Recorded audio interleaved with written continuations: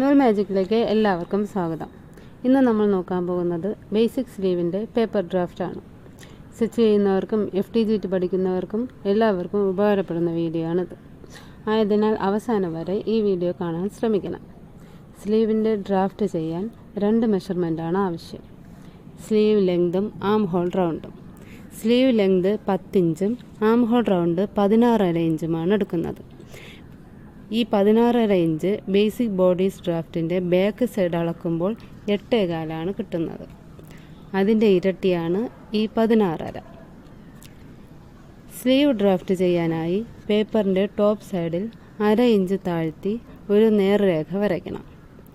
അവിടെ നിന്ന് താഴേക്ക് സ്ലീവിൻ്റെ ലെങ്ത് 10 ഇഞ്ച് മാർക്ക് ചെയ്യണം. എന്നിട്ടൊരു സ്ട്രെയിറ്റ് ലൈൻ വരയ്ക്കണം.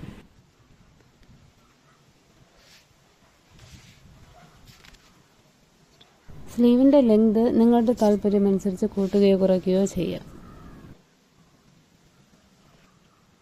സ്ലീവിൻ്റെ ലെങ്ത് സൈഡ് അനുസരിച്ച് മാർക്ക് ചെയ്യുന്ന രേഖയ്ക്ക് 0 എന്നും 1 എന്നും മാർക്ക് ചെയ്യണം. ഇനി നമുക്ക് ക്യാപ്പ് ഹൈറ്റ് കണക്കാക്കാം.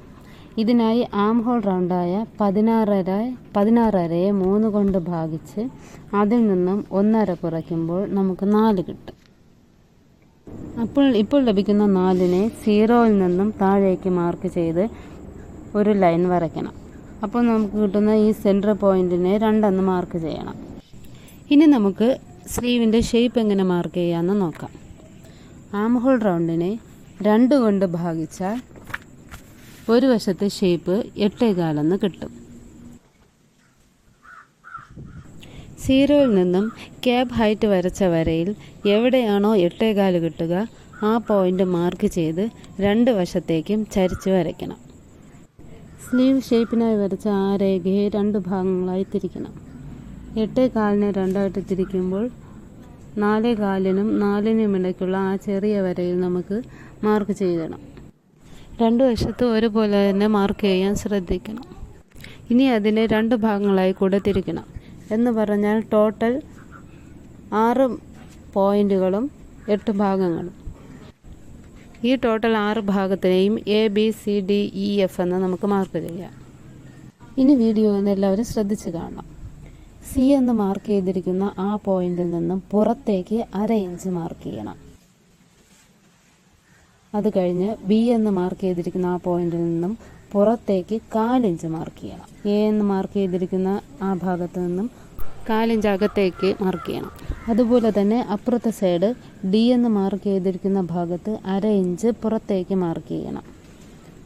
അതിനുശേഷം E എന്ന് മാർക്ക് ചെയ്തിരിക്കുന്ന ഭാഗത്ത് നിന്നും 1/4 ഇഞ്ച് പുറത്തേക്ക് മാർക്ക് ചെയ്യണം. F എന്ന് മാർക്ക് ചെയ്തിരിക്കുന്ന ആ പോയിന്റിൽ നിന്നും 1/4 ഇഞ്ച് അകത്തേക്ക് മാർക്ക് ചെയ്യണം. ഇപ്പോൾ മാർക്ക് ചെയ്ത പോയിന്റുകളെല്ലാം ഞാൻ 6, 7, 8, 9, 10, 11 എന്ന് മാർക്ക് ചെയ്യണം.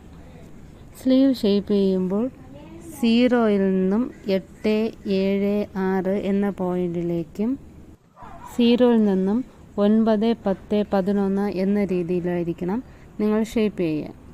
സ്ലീവ് കർവായിട്ട് വരയ്ക്കാൻ വേണ്ടി ഫ്രീ ഹാൻഡായോ ഫ്രഞ്ച് കർവ് ഉപയോഗിച്ചോ നമുക്ക് വരയ്ക്കാവുന്നതാണ്. ഫ്രഞ്ച് കർവ് സ്കെയിൽ ഉപയോഗിക്കുമ്പോൾ ആദ്യം തന്നെ 0യും 8ഉം 7ഉം ആ പോയിൻ്റ് ഒരേപോലെ ടച്ച് ചെയ്തിരിക്കണം. അങ്ങനെ ടച്ച് ചെയ്യുന്നു ഉറപ്പ് വരുത്തിയതിന് ശേഷം മാത്രമായിരിക്കണം കർവ് ഉപയോഗിച്ച് വരയ്ക്കാൻ. അടുത്ത പോയിന്റിലേക്ക് വരയ്ക്കുമ്പോൾ 7ഉം 6ഉം 4ഉം ഒരേ സമയം ടച്ച് ചെയ്തിരിക്കണം.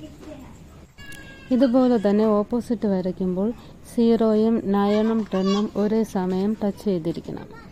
അടുത്ത പോയിന്റ് വരയ്ക്കുമ്പോൾ 10ഉം 11ഉം 5ഉം ഒരേ സമയം ടച്ച് ചെയ്തിരിക്കണം. ഇനി സ്ലീവിൻ്റെ വണ്ണം മാർക്ക് ചെയ്യാൻ വേണ്ടിയിട്ട് 4 മുതൽ 2 വരെയുള്ള ആ വരയുടെ എത്ര ഇഞ്ചാണെന്ന് നമുക്കറിയണം. ഇപ്പോൾ നമുക്ക് കിട്ടിയത് 7.25 ഈ 7.25 നിന്ന് 2 കുറയ്ക്കണം. 2 കുറയ്ക്കുമ്പോൾ 5.25.